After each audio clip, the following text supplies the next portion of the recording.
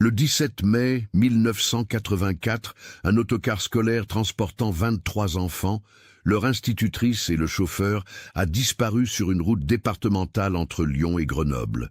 Le véhicule n'a jamais été retrouvé. Aucun corps, aucune trace.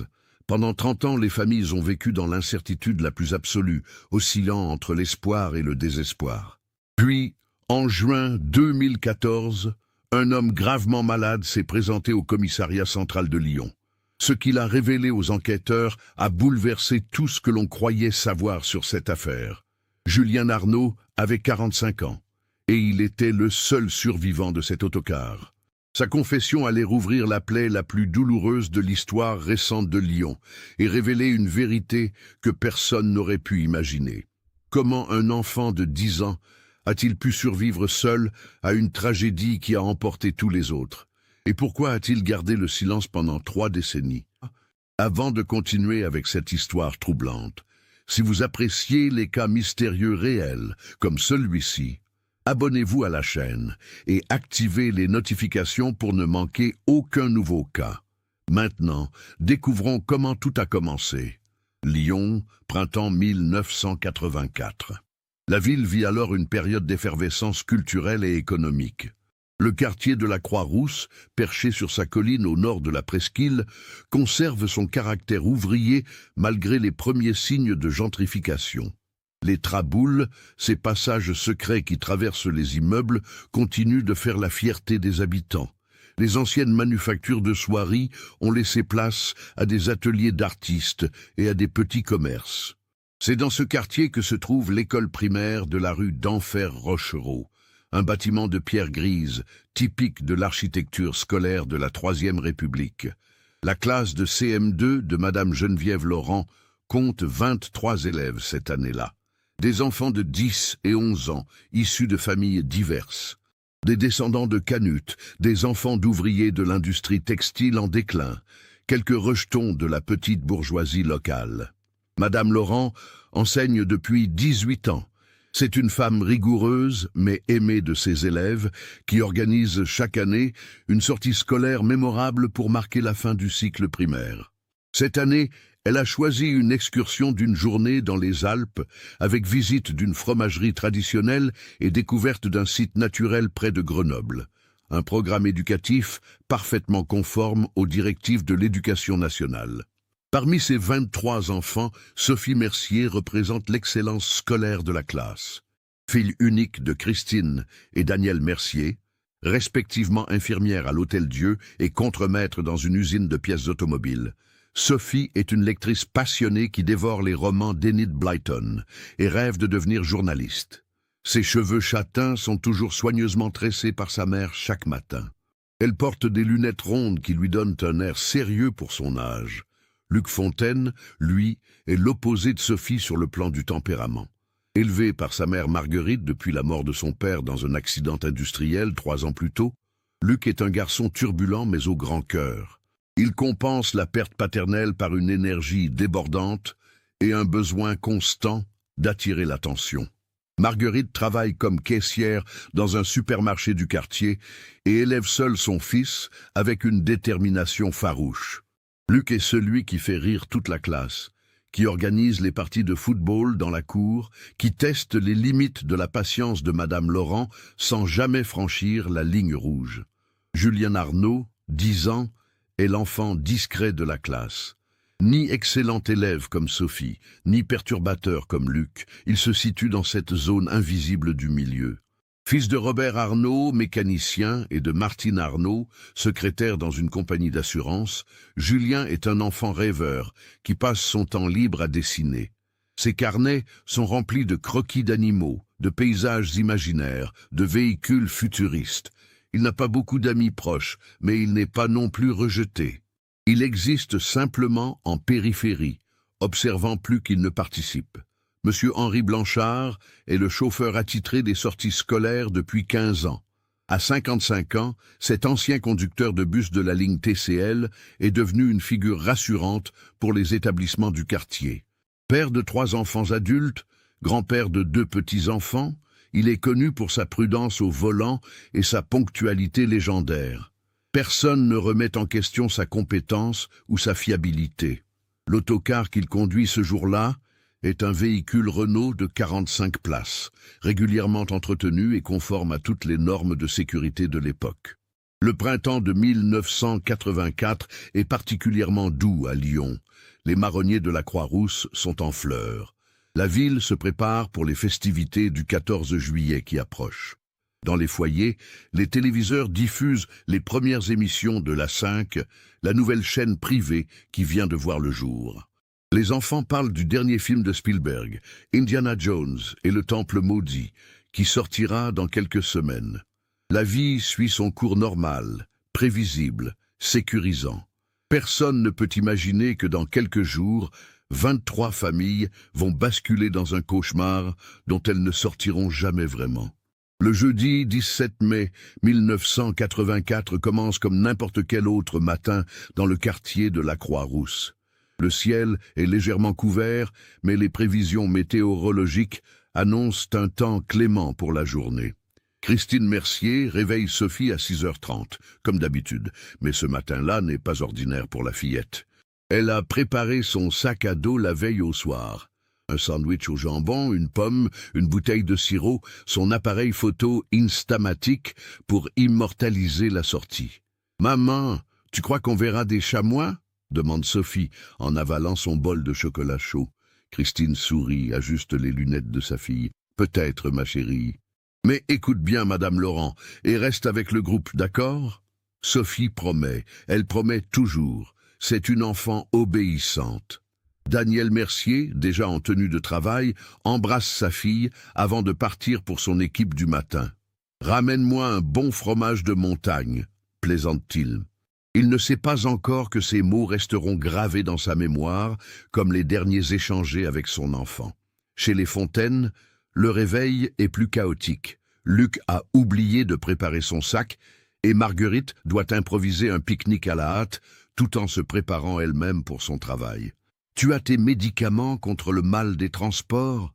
insiste-t-elle. Luc lève les yeux au ciel. Il déteste ces cachets qui ont un goût de craie, mais il sait que sa mère s'inquiète.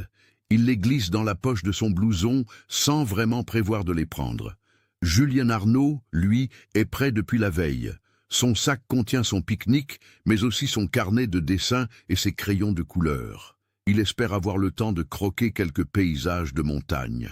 Martine l'accompagne jusqu'au portail de l'école, lui ébouriffe les cheveux affectueusement. « Amuse-toi bien, mon grand. » Robert est déjà parti à l'atelier. Il travaille sur une grosse réparation ce jour-là et ne pourra pas venir saluer son fils. À 8 heures précises, M. Blanchard gare l'autocar devant l'école.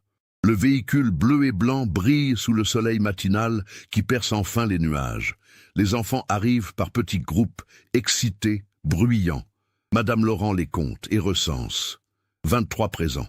Elle vérifie les autorisations parentales une dernière fois, s'assure que chaque enfant a son pique-nique. Elle porte son tailleur beige habituel et un foulard à motif géométrique. Ses cheveux courts sont impeccablement coiffés. Elle tient un porte-document contenant l'itinéraire détaillé, les numéros d'urgence, la liste des élèves. Le départ est prévu pour 8h30. À 8h25, tous les enfants sont montés. Sophie s'est installée près d'une fenêtre, son appareil photo sur les genoux. Luc est au fond avec ses copains, déjà en train de se chamailler gentiment. Julien a choisi une place au milieu, côté couloir, son carnet ouvert sur les genoux. L'atmosphère est joyeuse, pleine d'anticipation. Madame Laurent fait l'appel une dernière fois. Tout le monde est là. Elle donne le signal du départ à M. Blanchard. À 8h29 exactement, l'autocar s'engage sur la montée de la Grande Côte, direction l'autoroute A43, qui mène vers Chambéry et les Alpes. Les parents restés devant l'école regardent le véhicule s'éloigner. Christine Mercier agite la main, même si elle sait que Sophie ne peut plus la voir. Marguerite Fontaine reste quelques minutes supplémentaires, les bras croisés, avant de partir vers le supermarché. Martine Arnaud est déjà repartie vers son bureau. C'est une journée normale. Les enfants reviendront vers 18h. La vie continuera. L'itinéraire prévu est simple et bien balisé. Et l'autocar doit prendre l'A43 jusqu'à Chambéry, puis emprunter la route départementale D1090 vers Grenoble. La fromagerie se trouve près d'Alvar, un village thermal réputé. Après le déjeuner pique-nique dans un parc municipal, le groupe visitera les gorges du Bréda, un site naturel spectaculaire, mais parfaitement sécurisé avec des chemins aménagés. Le retour est prévu par le même itinéraire, avec une arrivée à Lyon avant la nuit. À 9h15, M. Blanchard s'arrête à l'aire de repos de la Chaille pour permettre aux enfants d'aller aux toilettes. Tout se passe bien. Madame Laurent recompte ses élèves. 23. Le chauffeur vérifie rapidement les niveaux du véhicule. Tout est en ordre. Ils repartent à 9h30. C'est le dernier arrêt documenté de l'autocar. À 10h45, la fromagerie d'Alvar reçoit un appel téléphonique de Madame Laurent. Sa voix est calme, professionnelle. Nous avons pris un peu de retard à cause de travaux sur la route. Nous arriverons vers 11h30 plutôt que 11h. Cela pose-t-il un problème? Le gérant de la fromagerie, M. Gauthier, répond que non. C'est parfaitement gérable. Ils peuvent décaler la visite guidée. Madame Laurent le remercie et raccroche. C'est le dernier contact connu avec le groupe. À 11h45, M. Gauthier commence à s'inquiéter. L'autocar n'est pas arrivé. Il appelle l'école, mais c'est les vacances scolaires de la zone et seul le directeur adjoint est présent. Celui-ci n'a pas de numéro direct pour joindre le véhicule. Les téléphones portables n'existent pas encore. Il promet de faire des vérifications. À 13h, l'inquiétude se transforme en alarme. L'école contacte les familles. Personne n'a eu de nouvelles. Les gendarmes sont alertés. À 14h, une recherche officielle est lancée sur toute la zone entre Lyon et Alvar. C'est l'inspecteur Claude Vasseur, de la police judiciaire de Lyon, qui prend la direction de l'enquête dès 15h. Un homme de 48 ans, cheveux grisonnants, visage marqué par 25 ans de carrière. Il a géré des affaires de disparition avant, mais jamais à cette échelle. 25 personnes volatilisées avec un autocar de plusieurs tonnes. Les premières recherches se concentrent sur la D1090. Des barrages sont installés. Des hélicoptères survolent la zone. On interroge les automobilistes, les commerçants, les habitants des villages traversés. Personne n'a vu l'autocar bleu et blanc après l'aire de repos de la Chaille. C'est comme si le véhicule s'était évaporé entre 9h30 et 10h45, sur un tronçon de route départementale parfaitement normal, en plein jour, un jeudi matin ordinaire. À 18h, quand les enfants auraient dû rentrer, 23 familles se rassemblent devant l'école. Le silence est insoutenable. Christine Mercier serre contre elle le pull de Sophie, celui que sa fille a oublié le matin même. Marguerite Fontaine a les yeux secs, le visage de pierre. Elle refuse de pleurer. Pas encore. Martine Arnaud tient la main de son mari Robert. Ils ne disent rien. Que dire? Le soir tombe sur Lyon. Les recherches continuent toute la nuit avec des projecteurs. On fouille les ravins, les sous-bois, les cours d'eau. Rien. Pas un débris, pas un vêtement, pas une trace de freinage. L'autocar et ses 25 occupants se sont volatilisés. Dans son bureau du quai des Orfèvres à Lyon, l'inspecteur Vasseur regarde la carte routière étalée devant lui. Il y a forcément une explication logique. Les véhicules de plusieurs tonnes ne disparaissent pas. Mais plus il étudie la situation, moins il comprend. La zone n'offre pas de précipice assez profond pour cacher un autocar. Les rivières sont trop peu profondes. Il n'y a pas eu d'explosion, pas d'incendie signalé. Aucun témoin, aucune demande de rançon. La nuit du 17 au 18 mai 1984 est la plus longue de la vie de ces familles. L'aube se lève sur un mystère absolu. Les jours qui suivent, le 17 mai 1984, se transforment en une routine cauchemardesque pour les familles. Chaque matin apporte l'espoir irrationnel d'une nouvelle, et chaque soir ramène le désespoir. Les recherches s'intensifient. Des centaines de gendarmes, de pompiers, de volontaires ratissent systématiquement toute la zone entre Lyon et Grenoble. Des plongeurs explorent les lacs et les rivières. Des spéléologues vérifient les grottes et les cavités naturelles. On utilise des chiens pisteurs, des hélicoptères équipés de caméras thermiques. Une technologie encore nouvelle à l'époque. L'inspecteur Vasseur coordonne l'enquête avec une rigueur méthodique. Il fait interroger tous les habitants le long de la route présumée. Il vérifie les antécédents de M. Blanchard, de Mme Laurent, même des parents d'élèves. Il explore toutes les pistes. Enlèvement collectif, accident avec dissimulation, fugue collective, même si cette dernière hypothèse est absurde s'agissant d'enfants de 10 ans. L'hypothèse criminelle est évidemment examinée, mais elle soulève plus de questions qu'elle n'apporte de réponses. Comment faire disparaître un autocar de plusieurs tonnes avec 25 personnes à bord? Pourquoi aucune demande de rançon? Aucun groupe terroriste ne revendique l'acte. On est en 1984, bien avant les grands réseaux criminels internationaux modernes. Au bout de 2 semaines, l'espoir commence à s'effriter. Les recherches actives sont progressivement réduites, même si l'enquête reste officiellement ouverte. L'affaire fait les gros titres nationaux. L'autocar fantôme de Lyon, titre Libération. Le Figaro parle du mystère le plus incompréhensible de la décennie. Les théories les plus folles circulent. Triangle des Bermudes alpins, enlèvement extraterrestre, passage dans une dimension parallèle. L'inspecteur Vasseur refuse ces délires médiatiques. Il y a une explication rationnelle. Il en est convaincu. Mais il ne la trouve pas. Pour les familles, commence alors une existence suspendue. Christine Mercier continue d'aller travailler à l'hôpital, mais ses collègues remarquent son regard vide. Elle laisse la chambre de Sophie exactement comme elle était le matin du 17 mai. Les peluches sur le lit, les livres sur l'étagère, le petit bureau où Sophie faisait ses devoirs. Daniel Mercier, lui, s'enferme dans le silence. Il multiplie les heures supplémentaires à l'usine. Travailler l'empêche de penser. Le couple ne parle presque plus. Que dire quand il n'y a rien à dire?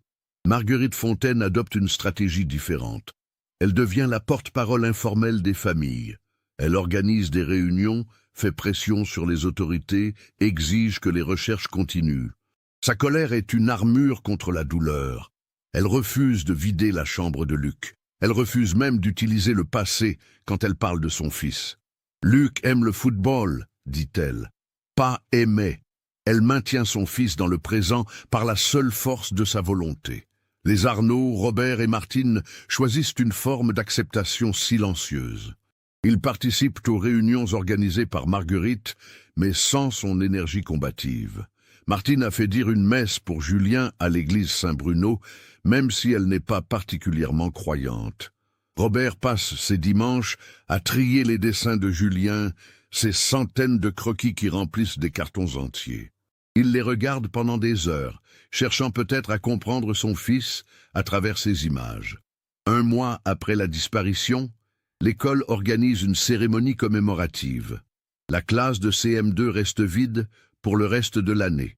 Aucun remplaçant n'est nommé pour Madame Laurent. Le directeur, M. Chapuis, un homme de 60 ans proche de la retraite, est dévasté.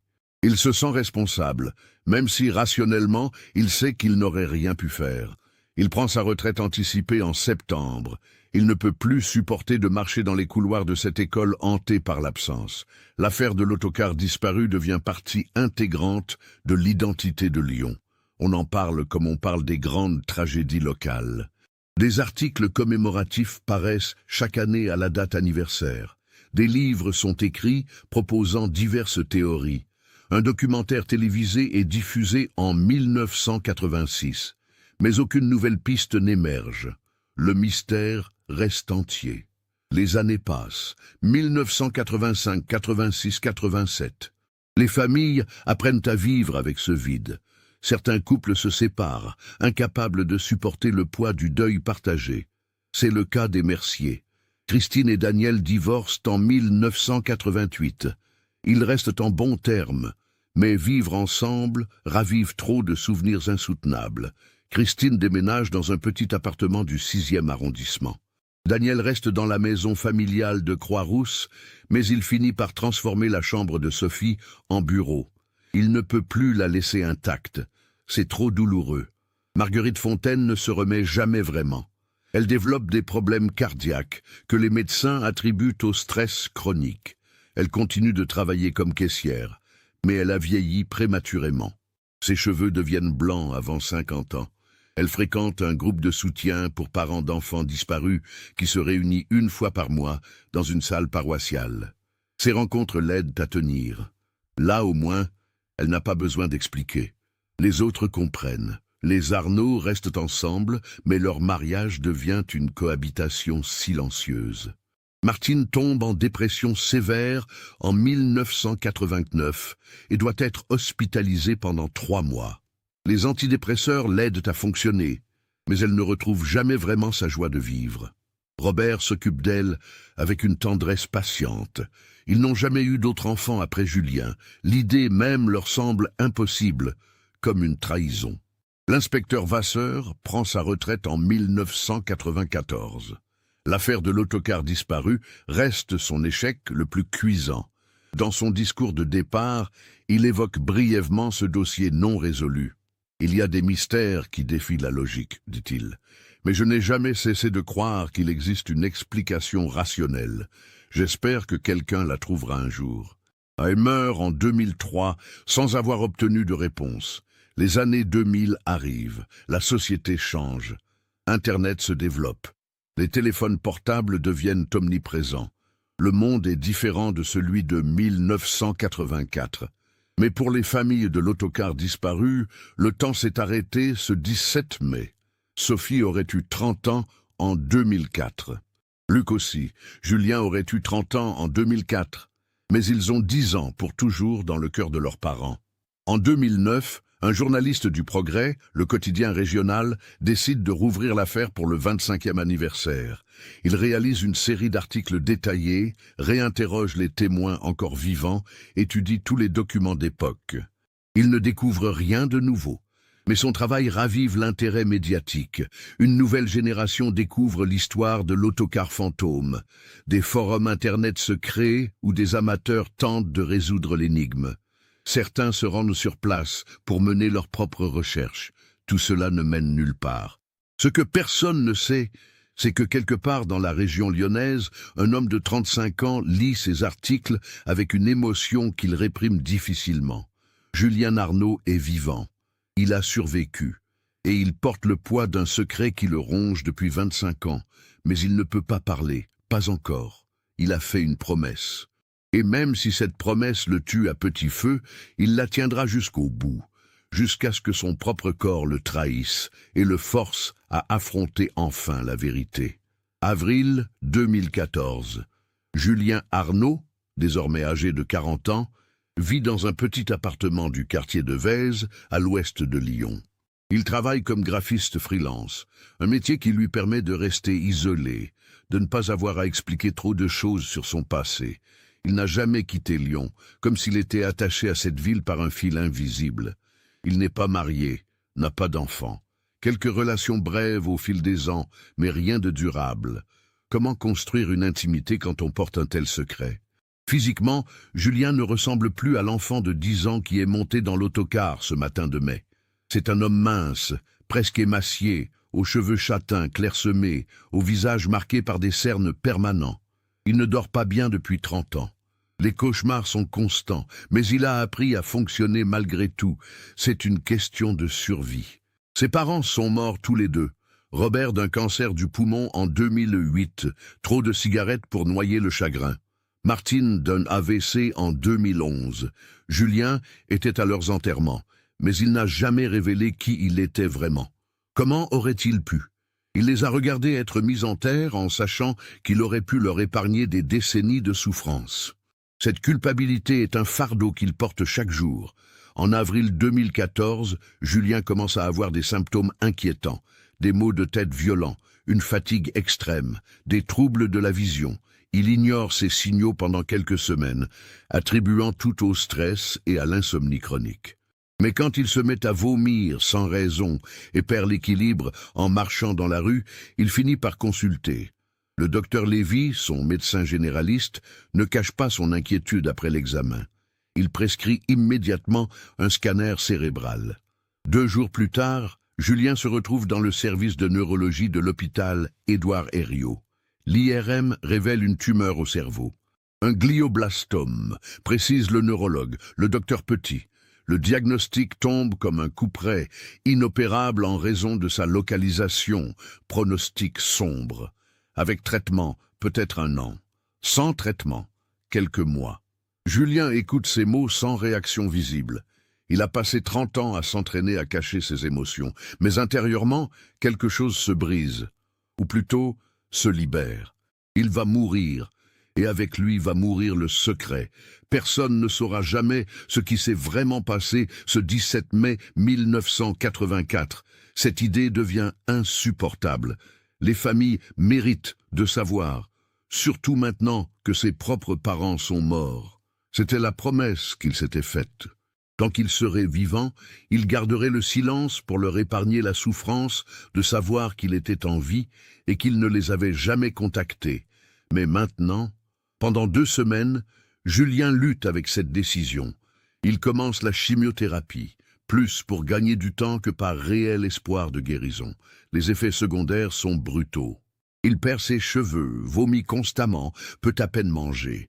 Mais ce n'est pas le cancer qui le fait le plus souffrir. C'est le poids du secret qui devient insoutenable maintenant qu'il sait que ses jours sont comptés. Le 30 mai 2014, un vendredi, Julien prend sa décision. Il se réveille après une nuit particulièrement difficile, le corps épuisé par la chimio. Il se regarde dans le miroir de sa salle de bain. L'homme qui lui renvoie son regard est méconnaissable, émacié, chauve, les yeux enfoncés. Un mourant. Il n'a plus rien à perdre. Il enfile des vêtements propres. Il rassemble quelques documents qu'il a conservés pendant toutes ces années, cachés dans une boîte en métal au fond de son placard. Des preuves. Puis il prend le métro jusqu'au centre-ville. Direction le commissariat central de Lyon, sur le quai Joseph Gillet, face à la Saône. Il est 10 heures du matin quand il franchit la porte du commissariat. L'agent d'accueil, une jeune femme en uniforme, lève les yeux de son ordinateur. « Bonjour, comment puis-je vous aider ?» Julien hésite une dernière fois. Les mots qui vont suivre vont tout changer. Pas seulement pour lui, mais pour des dizaines de personnes qui ont passé 30 ans dans l'incertitude. Il pense à Christine Mercier, à Marguerite Fontaine, à toutes les autres familles. Elles méritent la vérité, même si cette vérité est terrible. « Je m'appelle Julien Arnaud », dit-il d'une voix rauque. J'étais dans l'autocar qui a disparu le 17 mai 1984. Je suis le seul survivant, et je sais ce qui s'est passé. Le silence qui suit est absolu.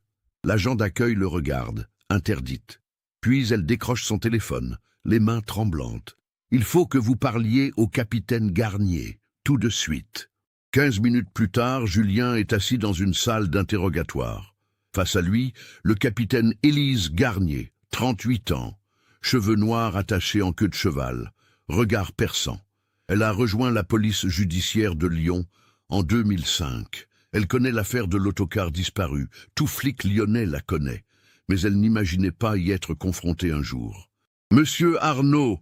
commence-t-elle d'une voix maîtrisée. « Vous comprenez la gravité de ce que vous affirmez? Si c'est une plaisanterie, ce n'est pas une plaisanterie. » coupe Julien. Il sort de sa poche une photo d'identité scolaire, jaunie, datant de 1984. On y voit un garçon de 10 ans aux cheveux châtains, au regard sérieux. C'était moi. J'étais dans la classe de Madame Laurent. J'étais dans cet autocar. Il pose ensuite sur la table un autre document, son carnet de dessin, celui qu'il avait avec lui ce jour-là. Les pages sont usées, certaines tachées. Mais on y voit des croquis d'enfants, de paysages, datés de mai 1984. Capitaine Garnier sent son pouls s'accélérer. Elle a besoin de vérification, bien sûr, mais quelque chose dans le regard de cet homme mourant lui dit qu'il ne ment pas. « Racontez-moi », dit-elle simplement. Du début, sans rien omettre. Julien ferme les yeux. Pendant 30 ans, il a gardé ses souvenirs enfermés dans un coin de son esprit.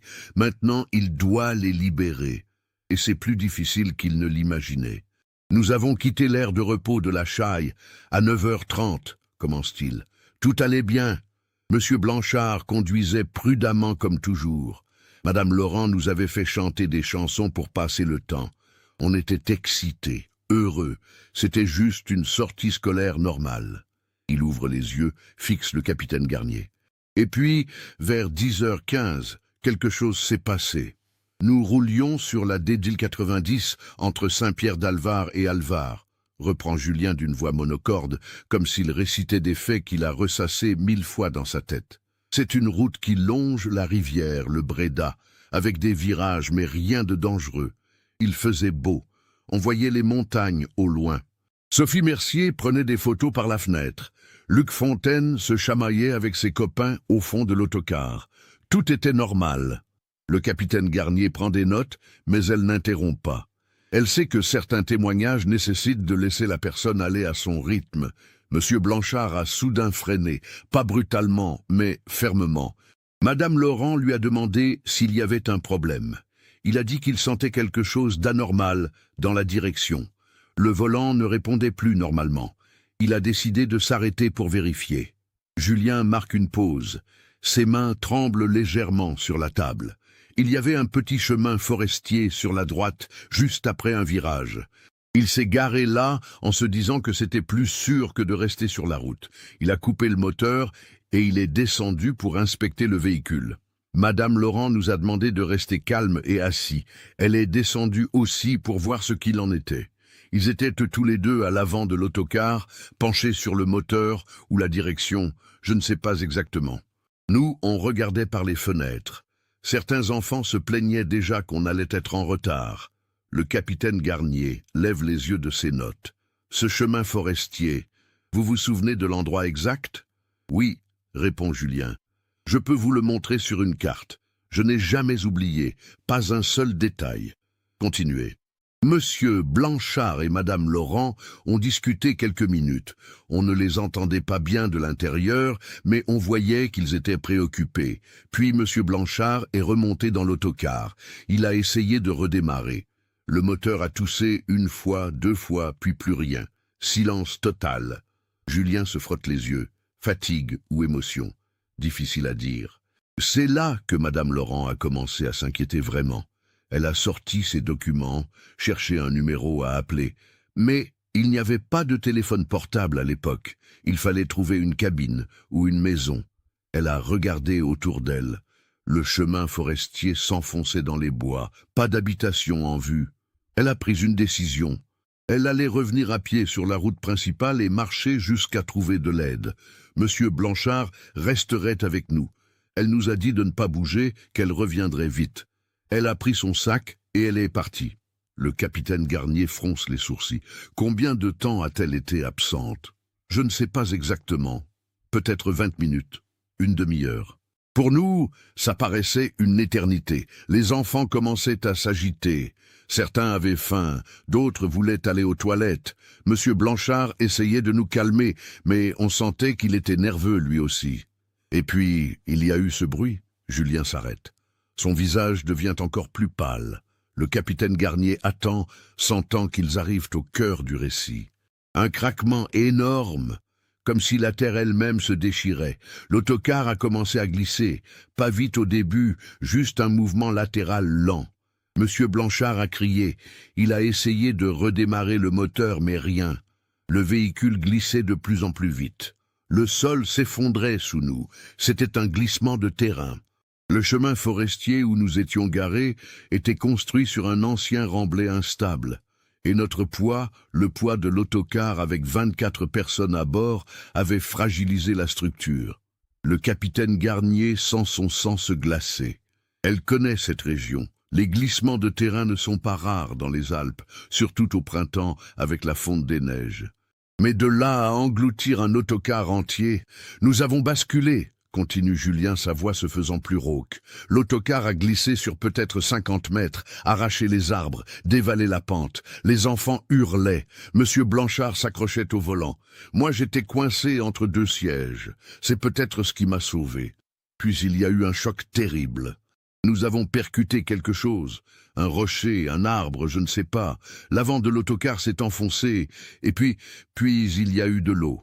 De l'eau? Répète le capitaine incrédule. Le Bréda, la rivière. Nous avions dévalé jusqu'à la rivière et l'autocar avait plongé dedans. Pas complètement, mais assez pour que l'eau commence à envahir le véhicule par l'avant.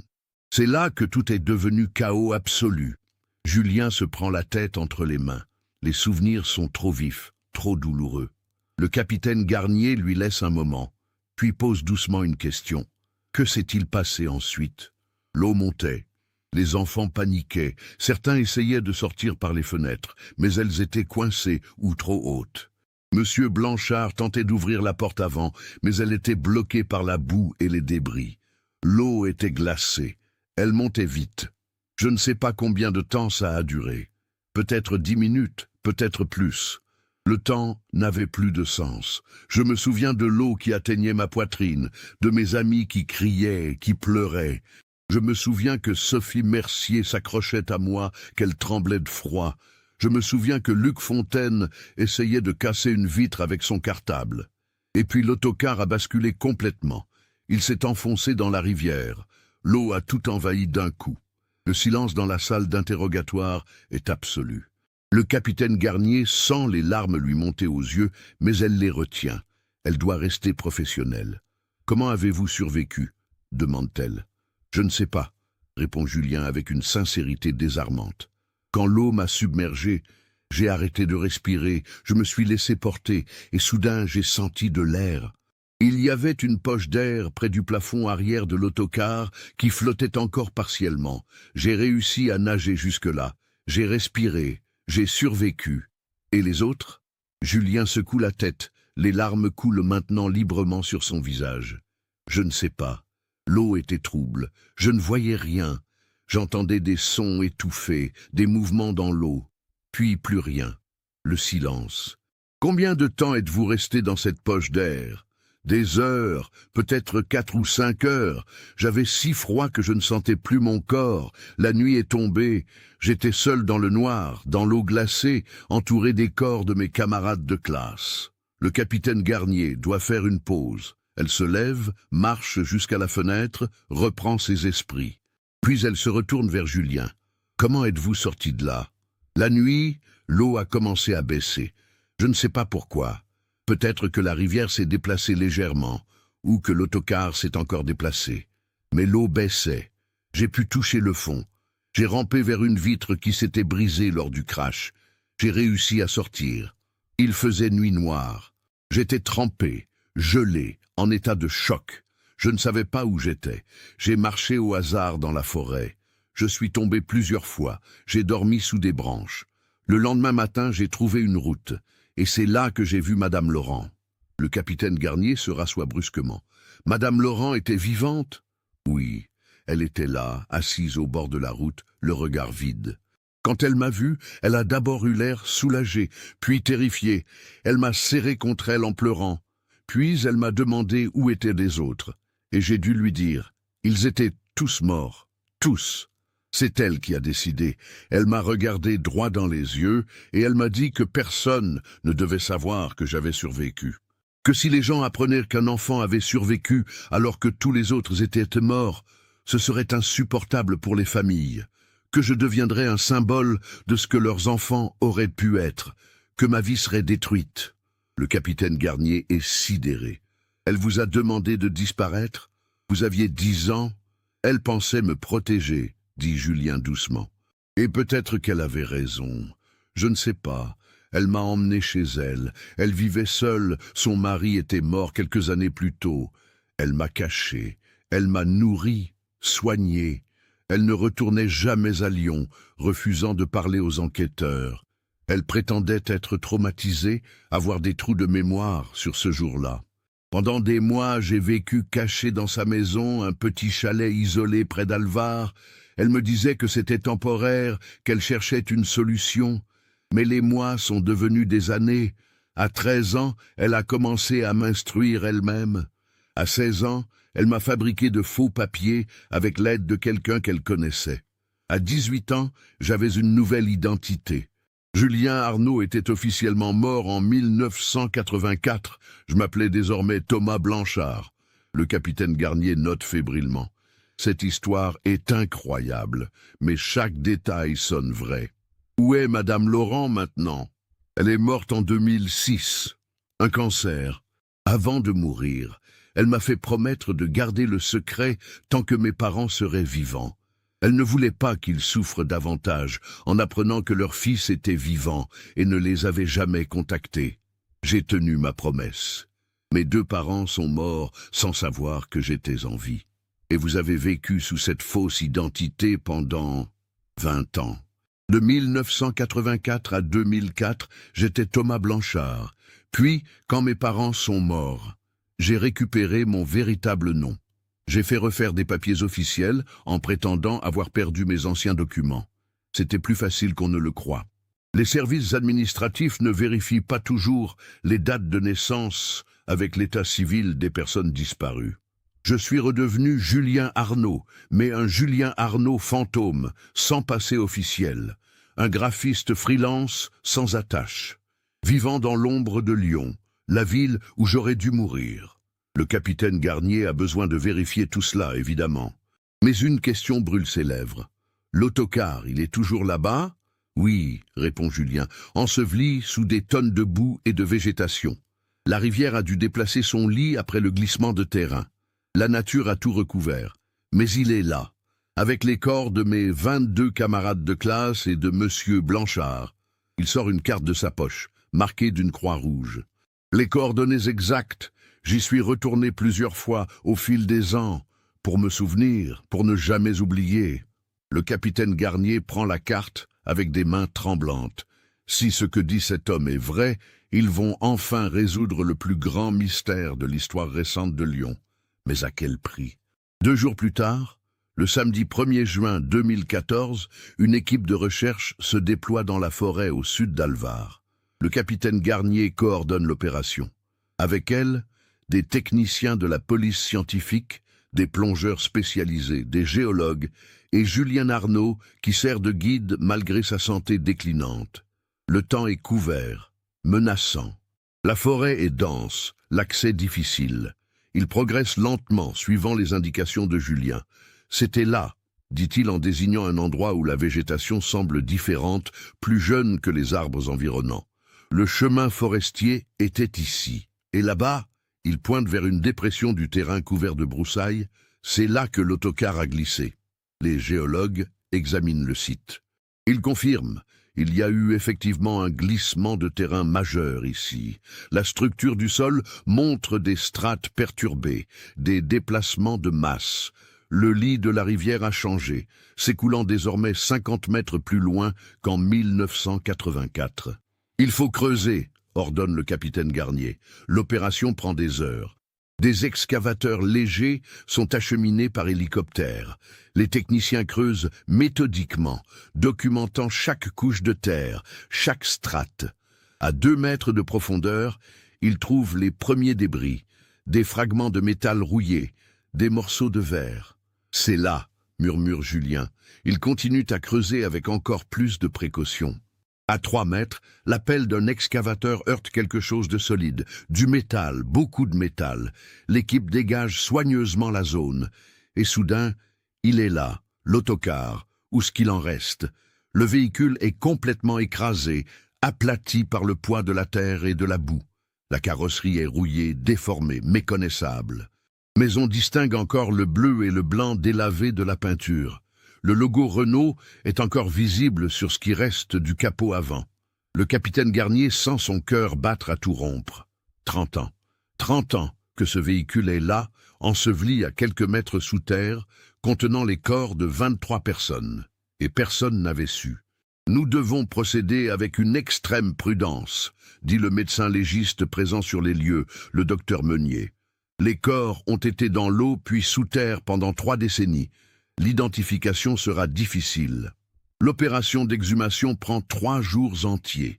Chaque fragment est documenté, photographié, répertorié. Le travail est macabre et éprouvant. L'équipe travaille dans un silence respectueux, consciente qu'elle manipule les restes de 23 personnes qui ont disparu dans des circonstances tragiques. Les corps sont effectivement dans un état de décomposition avancée. Mais les vêtements, protégés par la boue anaérobie, ont partiellement survécu. Des lambeaux de tissu, des chaussures d'enfants, des lunettes, celles de Sophie Mercier sont identifiées par leur monture distinctive. On retrouve le portefeuille de Monsieur Blanchard, miraculeusement préservé dans une poche intérieure, avec sa photo d'identité encore reconnaissable. Le capitaine Garnier doit maintenant faire face à la partie la plus difficile de son travail. informer les familles. 30 ans après, certains parents sont morts. D'autres ont déménagé, refait leur vie. Mais beaucoup sont encore là, à Lyon, vivant dans l'ombre de cette tragédie. Christine Mercier est contactée en premier. Elle a 72 ans maintenant. Elle vit dans une maison de retraite médicalisée depuis qu'un accident vasculaire cérébral l'a partiellement paralysée en 2012. Quand le capitaine Garnier lui annonce qu'on a retrouvé l'autocar et les corps, Christine ne pleure pas. Elle regarde par la fenêtre, vers les montagnes au loin, et murmure simplement « Enfin, enfin je vais pouvoir l'enterrer correctement ». Marguerite Fontaine, 79 ans, réagit différemment. Quand on lui annonce la nouvelle, elle s'effondre. 30 ans d'espoir, aussi irrationnel soit-il, s'écroulent d'un coup. Son fils est vraiment mort. Il l'a toujours été. Il n'y aura pas de miracle. Les sanglots qu'elle retient depuis des décennies jaillissent enfin, libératoires et dévastateurs à la fois. Les médias s'emparent de l'affaire. L'autocar fantôme de Lyon retrouvé après 30 ans, titre Le Monde. Fin d'un mystère de 3 décennies, annonce Le Figaro. Les chaînes de télévision diffusent des images du site d'excavation, du véhicule extrait de sa tombe de boue. Mais une question demeure, et elle est sur toutes les lèvres. Comment l'autocar a-t-il pu rester introuvable pendant 30 ans? Les experts géologues fournissent l'explication. Le glissement de terrain de mai 1984 était massif, mais localisé, déclenché par la combinaison d'un remblai instable, d'une forte pluviométrie printanière et du poids de l'autocar. Le véhicule a été littéralement englouti en quelques minutes. La boue s'est refermée sur lui. La rivière a changé de cours, laissant le site hors de l'eau. La végétation a rapidement recouvert la zone perturbée. Les recherches de l'époque s'étaient concentrées sur la route principale, sur les zones accessibles. Personne n'avait pensé à explorer ce petit chemin forestier secondaire. Personne n'avait imaginé qu'un glissement de terrain puisse être aussi radical, aussi complet. C'était un concours de circonstances tragiques, mais géologiquement plausibles. Le 10 juin 2014, une cérémonie est organisée à Lyon. Les corps identifiés sont restitués aux familles pour des funérailles appropriées. Pour ceux qui ne peuvent être formellement identifiés, une tombe collective est créée au cimetière de Loyasse. Un monument commémoratif est érigé. 23 noms d'enfants gravés dans la pierre, plus ceux de Geneviève Laurent et Henri Blanchard. Julien Arnaud assiste à la cérémonie, en retrait. Il n'a pas révélé publiquement son identité de survivant. Seules les autorités et quelques proches le savent. Le capitaine Garnier a respecté son souhait de discrétion. Il n'est pas prêt à affronter les questions, les regards, les accusations peut-être. Mais après la cérémonie, Christine Mercier s'approche de lui. Quelqu'un lui a dit qui il était. Elle le regarde longuement, ce fantôme du passé, ce survivant improbable. Puis elle pose une main tremblante sur son bras. « Ma Sophie, elle était avec toi à la fin ?» Julien hoche la tête, incapable de parler. Christine serre son bras plus fort. Alors elle n'était pas seule. Merci, merci d'avoir été là. Elle s'éloigne, laissant Julien figé, submergé par une vague d'émotions qu'il ne peut plus contrôler. La culpabilité, le chagrin, le soulagement, tout se mélange. Il tombe à genoux devant le monument, les larmes coulant librement. Pendant 30 ans, il a porté ce fardeau seul. Maintenant, enfin, il peut commencer à le déposer. Marguerite Fontaine observe la scène de loin. Elle ne s'approche pas de Julien. Elle ne peut pas encore. La colère et la douleur sont trop vives. Pourquoi lui a-t-il survécu et pas son Luc? Pourquoi? Ces questions n'ont pas de réponse, elle le sait. Mais cela ne les rend pas moins lancinantes. Le capitaine Garnier, témoin de ces scènes, comprend que résoudre un mystère ne guérit pas les blessures. Cela les met juste à nu, permettant peut-être enfin qu'elles cicatrisent. Mais le processus sera long, douloureux, et certaines plaies ne se refermeront jamais complètement. Dans les semaines qui suivent, une enquête administrative est lancée pour comprendre comment les recherches de 1984 ont pu manquer le site de l'accident. Aucune faute grave n'est établie. Les moyens techniques de l'époque étaient limités. La zone forestière était vaste. Le glissement de terrain avait effacé les traces. C'était une tragédie, pas une négligence. Quant à Geneviève Laurent, son rôle dans la survie et la dissimulation de Julien suscite des débats. Certains la voient comme une femme traumatisée qui a pris une décision terrible dans des circonstances impossibles. D'autres la considèrent comme ayant aggravé le traumatisme des familles en leur cachant la vérité. Le capitaine Garnier, elle, refuse de juger. Elle n'a pas vécu ce que Madame Laurent a vécu ce jour-là. Juillet 2014. Julien Arnaud est hospitalisé à l'hôpital Édouard Herriot. La tumeur progresse rapidement. La chimio ne fonctionne plus. Les médecins parlent maintenant de soins palliatifs, de confort, de dignité. Il lui reste peut-être quelques semaines. Dans sa chambre d'hôpital, Julien reçoit des visites surprenantes. Christine Mercier vient le voir 2 fois. Elle ne parle pas beaucoup, mais sa présence est apaisante. Elle lui tient la main, partage le silence. Un jour, elle lui apporte une photo de Sophie, prise quelques jours avant la sortie scolaire. « Gardez-la », dit-elle. « Vous étiez son amie. » Marguerite Fontaine finit par venir aussi, 3 semaines après la cérémonie. La visite est tendue au début. Elle s'assoit loin du lit, les bras croisés, le visage fermé. Puis, lentement, elle commence à parler. Elle parle de Luc, de son rire, de son énergie, de tout ce qu'il aurait pu devenir. Julien écoute, et à un moment, il dit « Il essayait de nous sauver. » Dans l'autocar, il cassait les vitres avec son cartable. Il criait à tout le monde de sortir. C'était un garçon courageux. Marguerite pleure alors, pour la première fois depuis des semaines. Des larmes de douleur, mais aussi de fierté. Son fils était courageux. Il est mort en essayant d'aider les autres. C'est une maigre consolation, mais c'en est une. Quand elle part, elle serre brièvement la main de Julien. C'est son pardon silencieux. D'autres parents viennent. Pas tous, mais plusieurs. Ils ont besoin d'entendre parler de leurs enfants, de savoir qu'ils n'ont pas souffert longtemps, qu'ils n'étaient pas seuls. Julien leur raconte ce qu'il peut, avec douceur, en omettant les détails les plus horribles. Il leur donne ce dont ils ont besoin. Un dernier lien avec leurs enfants disparus. Le capitaine Garnier vient aussi, régulièrement. Elle apporte le dossier de l'enquête, maintenant officiellement clos. Accident tragique dû à un glissement de terrain, conclut le rapport. Aucune faute, aucun coupable. Juste une succession de malchances qui ont convergé ce 17 mai 1984. Est-ce que ça aide, demande Julien un jour, de savoir ce qui s'est passé? Le capitaine réfléchit. Je pense que oui. L'incertitude est une torture. Maintenant, ils peuvent faire leur deuil complètement. Ils peuvent avancer. Et moi? Demande Julien. Qu'est-ce que je fais des 30 ans que j'ai volé à mes parents? Vous n'avez rien volé, dit fermement le capitaine. Vous étiez un enfant de 10 ans traumatisé qui a fait ce qu'un adulte lui a dit de faire. Vous avez été victime, vous aussi. Mais Julien n'en est pas convaincu. La culpabilité du survivant est un fardeau qu'aucun raisonnement ne peut alléger. Mi-août 2014. Julien est maintenant en soins palliatifs. Il dort la plupart du temps, sous morphine. Un après-midi, il se réveille et trouve quelqu'un d'inattendu à son chevet.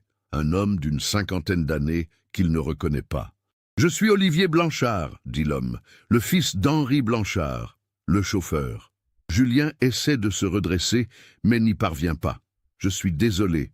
Votre père ?»« Mon père a fait son travail, » coupe Olivier. « Il a essayé de sauver ses enfants jusqu'au dernier moment. J'ai lu votre témoignage. Vous avez dit qu'il tentait d'ouvrir les portes alors que l'eau montait. Il est mort en héros. » Il pose un vieux carnet sur la table de chevet. C'était son journal de bord. Il notait toutes ses sorties scolaires. Il adorait ses enfants. Il disait que c'était la meilleure partie de son travail. Il tapote le carnet. « Gardez-le ou brûlez-le. Faites ce qui vous semble juste. » Quand Olivier part, Julien feuillette le carnet avec ses doigts tremblants.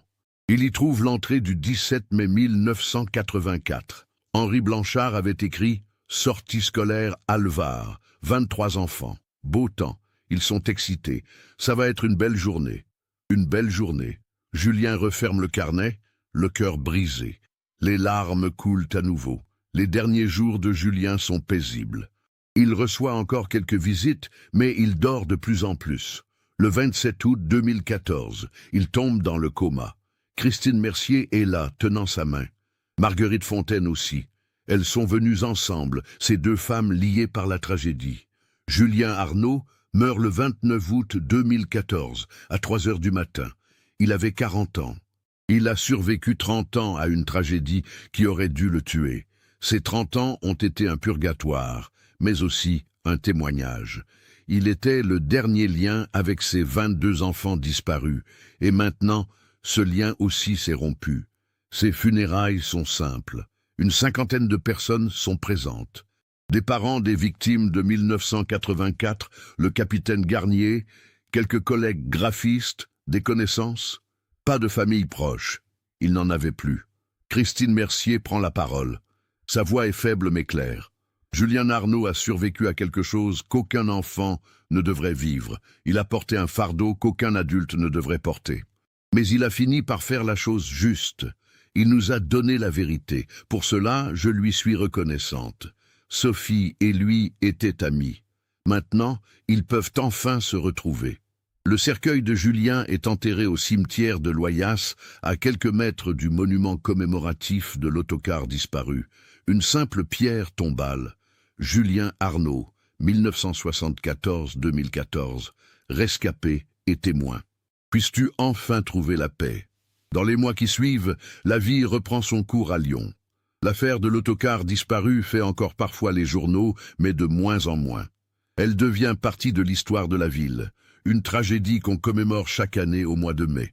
Christine Mercier meurt en 2016, paisiblement dans son sommeil. On dit qu'elle souriait. Elle est enterrée à côté de Sophie, dont les restes ont été formellement identifiés et inhumés, enfin réunis. Marguerite Fontaine vit encore en 2024. Elle a 89 ans. Elle va toujours au cimetière chaque 17 mai, déposer des fleurs sur la tombe de Luc. Mais elle s'arrête aussi devant la tombe de Julien. Elle ne lui en veut plus. Elle comprend maintenant qu'il a été victime lui aussi. Le capitaine Élise Garnier a pris sa retraite en 2022. L'affaire de l'autocar disparu reste l'enquête la plus marquante de sa carrière. Pas parce qu'elle était techniquement complexe, mais parce qu'elle lui a appris que résoudre un crime ou un mystère n'est jamais vraiment une victoire. C'est juste une fin, avec tous les chagrins qu'une fin implique. Le petit chemin forestier où l'autocar s'est arrêté ce 17 mai 1984 n'existe plus vraiment. Il a été officiellement fermé et la zone déclarée dangereuse. La nature a repris ses droits. Les arbres poussent là où 23 enfants ont ri pour la dernière fois. Mais parfois, des randonneurs s'égarent dans cette partie de la forêt. Et ils disent qu'il y a quelque chose d'étrange dans l'air, une tristesse palpable, comme si la terre elle-même se souvenait. Ce sont probablement des légendes. Ou peut-être que certains lieux gardent en eux l'écho des tragédies qu'ils ont connues. Ce cas nous montre à quel point la nature peut être imprévisible, et comment des circonstances tragiques peuvent s'aligner pour créer une catastrophe inimaginable. Il révèle aussi la complexité du deuil et du choix impossible auquel Geneviève Laurent et Julien Arnaud ont été confrontés.